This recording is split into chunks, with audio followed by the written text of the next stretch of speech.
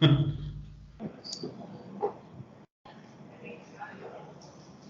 no me escucha? Creo que se cortó, apenas empezó a grabar. Espera, y reinícialo porque no me marcaba y se cortó. Ok, 4, 3, 2. Hola, ¿qué tal amigos? Soy Tobías, aquí en tu programa de Tu Día Un Poco. Hoy nos acompaña nuevamente mi hermano Miguel y vamos a tratar 5 temas importantes. El primero es la consulta, las elecciones del 2022, la visita de Kamala Harris, las elecciones en Perú y por quinto, en el último lugar sería Silvano Aureoles y sus ideas, ¿no? ¿Cómo ves si empezamos con el primer tema, Miguel? ¿Qué opinas de la consulta que se va a realizar en el próximo mes de agosto? Pues me parece bien porque ahí es donde se va a ver reflejado en realidad la participación ciudadana y se va a legitimizar este juicio hacia los expresidentes, ya que si no se hiciera de esta forma, dirían que es una persecución política, ¿no? Entonces me parece algo muy bueno, algo que tenemos que apoyar todos como ciudadanos para que pues esto salga. Igual si no quieren, pues voten que no, ¿no? No pasa nada. Es tan válido como votar que sí. Sí, mira, aquí tengo y te voy a compartir mi pantalla.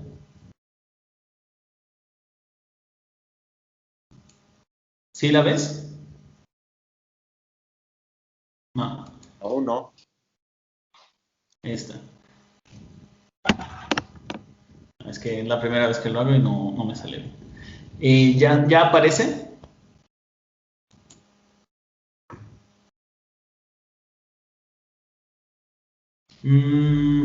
Parece que...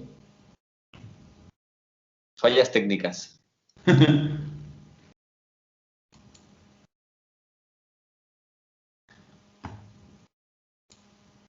¿Ves la pantalla del INE? No, de hecho ya no veo nada. Entonces, Ya veo tu pantalla de línea. Oh. estoy ahorita estoy en la página del INE en la que dice el contenido de la pregunta. La pregunta pretende que la ciudadanía muestre su aprobación o rechazo a que con apego al marco legal sean llevadas las acciones para el esclarecimiento de decisiones políticas tomadas en el pasado. De manera específica, la pregunta sometida a consideración del electorado será la siguiente. ¿Estás de acuerdo o no en que se lleven a cabo las acciones pertinentes con apego al marco constitucional y legal para emprender un proceso de esclarecimiento de las decisiones políticas tomadas en los años pasados por los actores políticos y encaminado a garantizar la justicia y los derechos de las posibles víctimas? ¿Cómo ves? Pues me parece bien. De hecho, la pregunta está bien planteada para que no haya como malentendidos o tergiversaciones por la oposición carroñera, ¿no? Esto, y hasta cierto punto, pues por quienes están de detractores del movimiento. Creo que lo mejor va a ser que todos participemos en esto y pues seguir adelante, ¿no? Todos apoyarlo. Ahorita parece que el tema son dos, ¿no? El primero es el asunto de que la pregunta que el presidente había propuesto era, ¿estás de acuerdo en que se juzgue a los expresidentes de la era neoliberal? Pero la Suprema Corte de Justicia decidió que al personalizarlo se convertía en una persecución política, por lo tanto tenían que hacer los actores políticos y tenían que explicar que tendría que ser en cuanto adentro del marco constitucional para poder llevarlos a cuentas, ¿no? Son las cosas que decidieron. El segundo punto es que creo que se necesita un 30% del padrón electoral de participación para que esta consulta sea vinculante. Aunque el presidente, él dijo que él no iba a participar y que él estaba en contra de llevar a cabo no la consulta, sino las acciones pertinentes para llevar a la cárcel a los expresidentes, porque de que hay pruebas, pero creo que a lo que se refiere el presidente es a la posibilidad de tener un desequilibrio político en el país, ¿no? Porque si quieras o no, esos políticos que estuvieron hasta el sexenio pasado siguen teniendo poder en las empresas públicas, en las empresas privadas, en los medios de comunicación, en los sindicatos y todo eso, y eso podría crear una desestabilización, que es lo que creo que el presidente, creo que por ahí va la idea del presidente de decir que él prefiere que no se haga, que no se lleve a cabo toda la investigación, pero que él va a hacer lo que la gente diga, ¿no? Y esto es muy importante porque no sé si has estado viendo que ponen en el Facebook, en Twitter y en todos lados cosas contra la consulta diciendo, no, es que la ley no se consulta. Pues, ¿cómo se ve que no saben cuáles son las fuentes del derecho, no? La principal de ellas sería la democracia participativa, que es lo que aplica aquí. O sea, al preguntarle a la gente qué es lo que ellos quieren y cómo quieren llevarlo a cabo, se está logrando una nueva forma de democracia que no estaba tan conocida en México, que no es solo el ir a votar una vez cada 3 años o cada 6 años, sino poder dar nuestra opinión directamente sobre los temas que atañen a nuestra democracia. ¿O tú cómo ves? Pues así es, la participación ciudadana es la que debe regir sobre cualquier cosa, y no es que se busque una excusa para aplicar la ley, sino la legitimación de la gente hacia lo que debe ocurrir con estas personas que en su caso pues hicieron mal al país, ¿no? De una o de otra forma. Estuve viendo que se van a instalar 57,000 mesas para emitir el voto ese día o emitir la participación, y 287,000 funcionarios estarían en esas mesas. Vi un mensaje que puso hoy a Lorenzo de Córdoba de que hasta a partir del 15 de junio se va a comenzar a promocionar o se va a comenzar a dar a conocer, siendo muy poco tiempo como para que llegue a toda la población, solo 15 días. ¿O qué opinas de eso? Sí, eso sin tomar en cuenta que solo van a ser una de cada 3 casillas que estuvieron en la elección anterior, las que van a estar participando, con el pretexto de que no tienen dinero, ¿no? Pero tampoco se quieren bajar los sueldos. Mira, esta es un meme, no sé si lo alcanzas a leer. No estoy teniendo fallas técnicas con mi... Ok. Es uno de esos que ponen como el logo de Gandhi y que dicen, leer evitará que creas que necesitas hacer una consulta para hacer valer la ley. Y yo le puse aquí abajo, leer evitará que creas que la ley es más importante que la democracia participativa. Porque al final de cuentas la ley se puede cambiar de acuerdo a las necesidades del país, ¿no? Claro. Pero la democracia y saber qué es lo que opina la gente y qué es lo que quiere la gente para su país es el punto más importante dentro de una democracia. Así es. Bueno, en cuanto al siguiente asunto, las elecciones del 2022. Pues pienso que van a ser un punto ya de por sí ya estamos muy adelantados, ahora sí de inflexión en cuanto a la ventaja que lleva Morena sobre otros partidos, ¿no? Ya que de las 6 gobernaturas que van a estar en juego, Morena lleva claro ganar en 4 estados. Entonces, creo que va a ser algo muy importante y va a quedar pues mejor parado aún el gobierno actual, el gobierno de la transformación. Vemos que están en 6 estados las elecciones, ¿no? Serían Tamaulipas, Quintana Roo, Oaxaca, Durango y Aguascalientes. De esos, los que se vislumbran un poco más complicados son Durango y Aguascalientes para la cuarta transformación, pero vamos a ver cómo salen adelante. Estuve viendo un poco las encuestas sobre eso y parece que en Oaxaca, Hidalgo, Quintana Roo y Tamaulipas realmente tiene buena aprobación el presidente y por lo tanto parecería que si eligen a un buen candidato que pueda llevar a cabo la cuarta transformación en esos estados, podrían salir adelante. Y en el estado de Aguascalientes es un punto la diferencia en cuanto a la evaluación que tiene el gobernador actual y a la que tiene el presidente de la República, que están prácticamente al mismo nivel. Por lo cual, pues están prácticamente empatados, ¿no? Si el día de hoy fueran las elecciones, tal vez quedarían empatados o con una diferencia muy pequeña. Pero bueno, también va a depender de si en esta ocasión eligen candidatos que realmente representen al movimiento que se supone que lleva a cabo Morena y no como lo hicieron en las elecciones anteriores, en muchos casos como el de San Luis Potosí, que pusieron a una candidata solo de adorno y la mandaron a perder las elecciones, ¿no? Para que ganara el PT y el Verde Ecologista juntos. Pues sí. Y ver los resultados también que se están dando, ¿no? Que la gente vea que la Cuarta Transformación está trabajando para la gente también, no solo que jalen para su lado, ¿no? Como lo hacen en otros partidos. También pienso que el INE va a tener ahí un papel importante en las próximas elecciones, ¿no? Porque ahora se vio, pues, que estaba del lado de unos en lugar de ser un juez imparcial en las elecciones. Entonces vamos a ver cómo actúan ahora y, pues, las reformas que se vengan también para el INE. Exacto. Pasando al siguiente punto, en cuanto a la visita de Kamala Harris, ¿cómo le dijo el presidente esta vez? ¿Kabala? Presidente Kabala le dijo en un lapsus que tuvo el presidente al saludarla.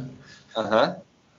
Los puntos más principales, bueno, los puntos principales de esta visita parece que fueron la continuación al apoyo a las ONGs, el asunto de las empresas estadounidenses en México y lo referente al TEMEC. Ajá, sí, se firmó un memorándum de entendimiento para el Triángulo del Norte, en el cual pues se establece vamos a la redundancia, la continuación de los tratados que tenemos con ellos, que son, pues somos su principal socio económico, se podría decir. También se tomaron en cuenta los temas migratorios, ¿verdad? Sí, claro. Pensé que ibas a comentar algo más. Hubo un mensaje que fue muy polémico de Kamala, bueno, un par, ¿no? El primero fue el ir hasta Guatemala y decirles no vengan. Ajá.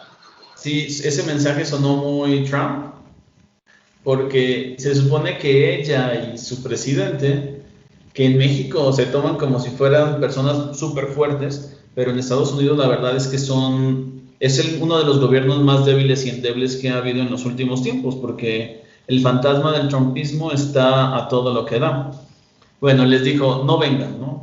Que es todo lo contrario a lo que estuvieron diciendo en campaña, ¿no? De nosotros tenemos un sentido más humanista, nosotros vamos a apoyarlos vamos a dar las visas por derechos humanitarias y todo eso, y pues al final de cuentas los siguen teniendo en las jaulas a los niños, siguen las acusaciones de violaciones a los migrantes, y no solo en México, o sea, no en el punto en el transcurso, claro, que de los humanos de los migrantes, las deportaciones masivas. De hecho, cada administración entra diciendo que va a ser diferente y siempre rompen el récord de deportaciones con las administraciones pasadas, ¿no?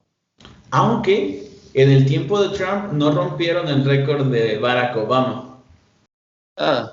Le dejó la vara. Lo que es un poco extraño, porque Trump tenía mucho ese discurso de vamos a hacer un muro, no los queremos, no vengan, pero al final no lograron llegar a lo que había hecho Barack Obama en el gobierno anterior, y parece que Kamala Harris y el presidente actual van por la misma línea de Obama en lugar de por la de Trump, así como buscar una confrontación más directa con Rusia y con China.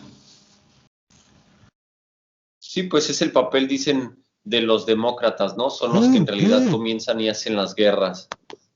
Sí, hay un meme muy interesante que se ve que dice con los demócratas y se ve un avión aventando bombas, pero con una banderita gay, ¿no? Y con los republicanos y se ve el mismo avión aventando las bombas, pero en vez de la banderita así como una imagen de Trump o algo así. Y pues es la verdad, ¿no? La política al final de cuentas de armamentismo, de violencia, de guerra, de maltrato a los derechos humanos, pues termina siendo lo mismo. Voy a comentar un tema que no teníamos en la lista, pero me acordé ahorita. No sé si supiste que eso va ligado con el tema de Slim y de la línea 12. Ajá. El New York Times se apresuró muchísimo a dar resultados y a hacer pues chismes sobre filtraciones acerca de la caída de la línea 12. Pero con el accidente que también trágico, ¿no? Que acaba de pasar en Florida, no dicen nada. ¿No? Yo Ahí no no los hicieron veo pidiéndole investigación ni la nada. renuncia al gobernador del estado ni al presidente de los Estados Unidos, ¿no? ¿Cómo puede ser que sean más estrictos en pedir resultados y en pedir cosas a un país que no es el suyo, y cuando son tan amables y tan poco agresivos con un presidente como Joe Biden, que prometió que todo iba a ser diferente, y siguen pasando ese tipo de cosas allá, ¿no? Es como un doble rasero el que usan para su país y para el nuestro. Pues sí, siempre los medios de comunicación masivos y más algo como el New York Times, hay alguien detrás que les está dictando lo que deben poner, lo que deben decir, entonces ellos se dejan llevar simplemente pues por el dinero, ¿no? Hablaban maravillas de Peña Nieto y ahora cómo está Peña Nieto, ¿no? Estaba salvando a México. Ajá, claro. Otro punto muy importante que quería tratar es el asunto de las elecciones en Perú. Ah, En Perú importante. no funciona como en México ni como en Estados Unidos, ¿no? No es que elijan y ya se quede ahí, que el que tenga más votos ese gana. En varios países de Centro y Sudamérica tienen una cosa que se llama segunda vuelta, en el cual los primeros los candidatos con los dos puntajes más altos son los que pasan a la segunda vuelta y tienen unas elecciones. Acaba de pasar también en Ecuador, Ajá. que pasaron un correísta y uno de ultraderechas, que era un banquero que fue de los que les ayudó a destrozar el sistema económico del Ecuador en tiempos anteriores, y quedó en primer lugar el correísta y el otro quedó en segundo lugar, pero en la segunda vuelta ganó el de derechas y pues se quedaron con ese, ¿no? Lo que está pasando en Perú es algo que nunca se había visto, porque en Perú ya había gobernado el papá de la actual candidata, el dictador Fujimori, o Fujimori como se dice realmente, ¿no? Y perdió en la primera vuelta, perdió en la segunda Gala de ese vuelta. japonés. ¿Cómo? Haciendo gala de ese buen japonés que Sí, tiene. sí, explicando realmente cómo se pronuncia, ¿no? Keiko Fujimori perdió en la primera vuelta y perdió en la segunda vuelta, pero como perdió con unos 40 y tantos mil votos de diferencia, entonces está buscando que se cancelen alrededor de 200,000 votos que benefician al candidato de Perú Libre, que se llama Pedro Castillo, que era un maestro de zona rural que pues hizo trabajo de campo y empezó a llegar, y nadie daba un peso por él en las elecciones de la primera vuelta, pero pasó a la segunda vuelta. Y cabe resaltar que en la primera vuelta creo que él fue el que ganó más puntos y no llegó a los 17 puntos. Y Keiko Fujimori, que fue el segundo lugar, no llegó a los 11 puntos porcentuales. Pero ya al final, en la segunda vuelta, en la que solo hay dos opciones, Keiko Fujimori quedó con 49.02 o punto 8 creo, y Pedro Castillo terminó con 50.2. O sea, una diferencia de nada, menos de lo que quedaron Andrés Manuel y Calderón en las elecciones del 2006. Se ve que en Perú, por intentar una cancelación de una firma, tienes que pagar creo que 1,000 soles, que serían como 5,000 pesos, y ellos quieren hacerlo como para 100 o algo así, ¿no? Que ya serían como 500,000 pesos mexicanos más o menos. Pero como tienen pues incluso hasta el premio Nobel Vargas Llosa, que, dato curioso más bien, en las primeras elecciones que se lanzó Fujimori, compitió con él, con Vargas Llosa, que en aquel entonces era de izquierda. Y ahora está apoyando a la hija del dictador. Su razón tendrá. Sí, algo bueno le ha de haber visto, ¿no? A la candidata. Sí, pues es un punto importante ese de las elecciones de Perú, porque también pues es un cambio que no se había visto, ¿no? En este país, virar hacia la izquierda, y también se dice que podría ser un punto de lanza para, pues para toda Latinoamérica, ¿no? Para que la izquierda se venga sobre Latinoamérica. Y que en las próximas elecciones, en cualquier país de Latinoamérica, empiece a quitarse ese miedo y ese estigma que siempre en la mayoría de los países hacen, ¿no? Lo hicieron en México, lo hacen en Colombia, lo hacen en Ecuador, lo hicieron en Perú, lo hicieron en Bolivia, que es decir, que si gana tal o cual candidato, el país se va a convertir en Venezuela, ¿no? Cuando las condiciones de cada país internas y la industria y todo es totalmente diferente en cada país, ¿no? Claro. Pero siempre es eso de, se va a hacer Venezuela. Pero conforme más países vayan ganando y vayan girando a la izquierda, hay más posibilidades de que la gente deje de creerse esa patraña. Y decir que a pesar de lo que de todas personas piensan, Venezuela no está tan mal como podría estar a pesar de todas las restricciones que tiene por parte de Estados Unidos, ¿no? O sea, podría estar, cualquier otro país ya hubiera tronado en esa situación.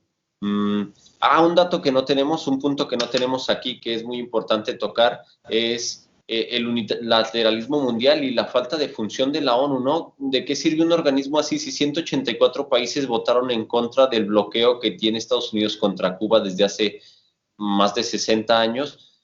Y entonces, ¿dos países que votan a favor valen más que 184 o qué es lo que pasa ahí? Al final de cuentas, ni siquiera son dos países. Uno de los países es el único que tiene valor ahí, ¿no?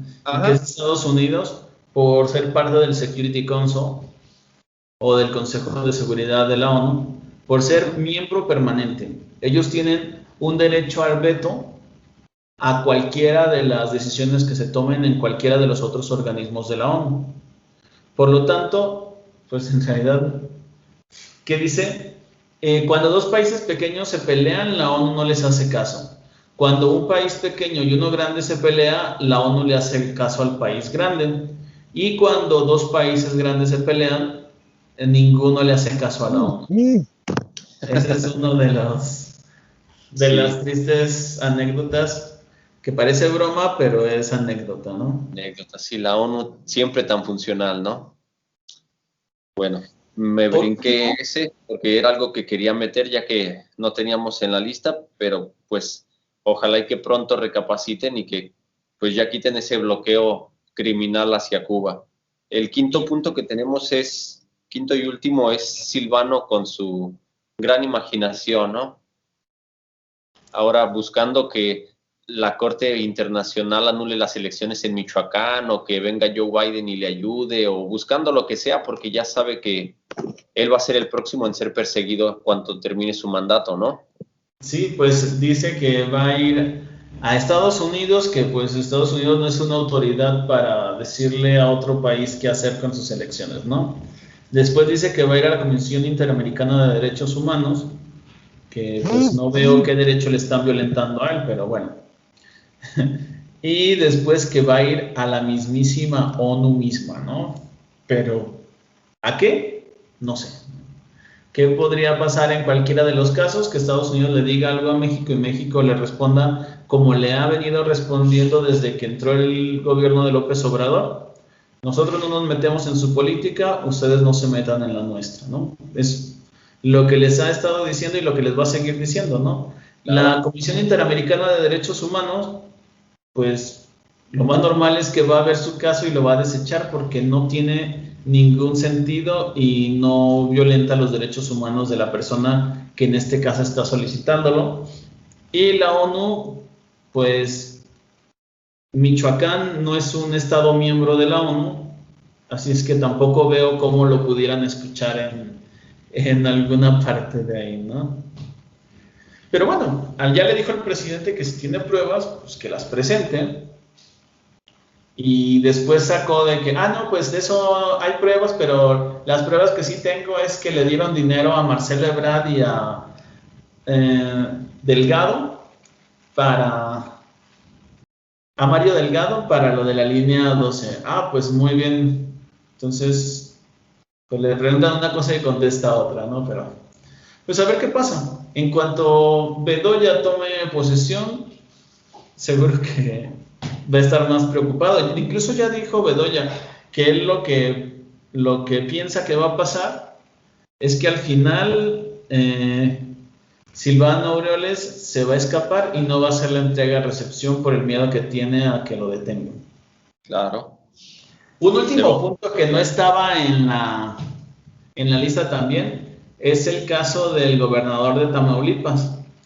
No sé si viste las noticias, pero hicieron unos cambios constitucionales en el estado de Tamaulipas para que diga que las decisiones tomadas sobre cualquier caso que competa a ellos, solo ellos lo pueden resolver, ¿no? Ajá. Pero eso va a tener que ir también a la Suprema Corte de Justicia porque está en contra de la Constitución de la República Mexicana, ¿no? También hicieron cambios para que cualquier cambio a la Constitución tengan que pasárselo a los municipios y lo deben aprobar la mayoría de los municipios.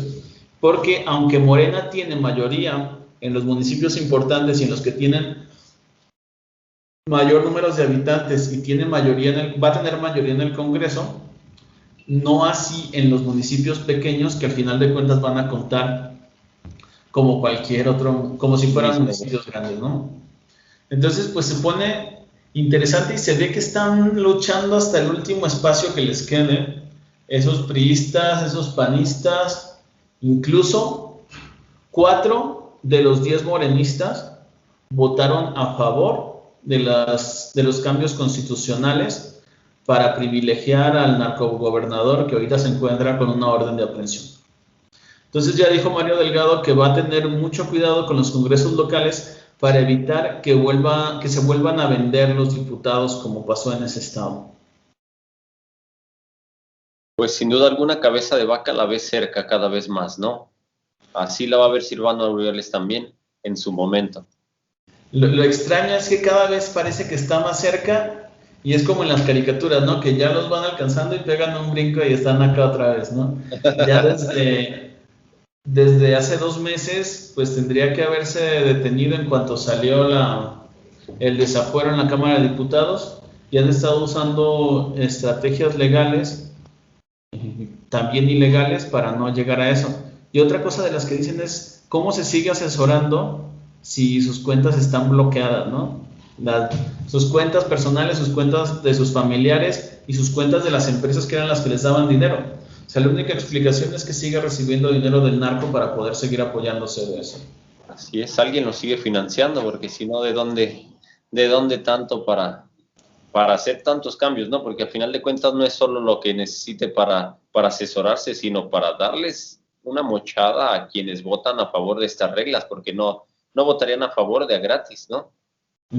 Especialmente los que no dependen de ese partido. O sea, todavía si dices los del PAN, pues te la creo que ellos mismos sigan votando por esas tonterías, pero los que son de otros partidos, y especialmente del partido de Morena, que es el partido principal de la 4T, que hayan apoyado ese tipo de cambios constitucionales o hayan no votado como tal, ¿no? Que al final le sigue beneficiando al que tiene mayoría. Pues sí. Bueno, Miguel, si no tienes algún otro comentario. Pues despedirnos de la gente y mandar un saludo a todos y pedirles pues que participen en la próxima consulta ciudadana el 1 de agosto, que estén al pendiente y pues todos buscamos justicia, entonces nada más que eso. Muy bien, esto sería todo por el día de hoy. Muchas gracias a todos por seguirnos aquí en De Tu Día Un Poco.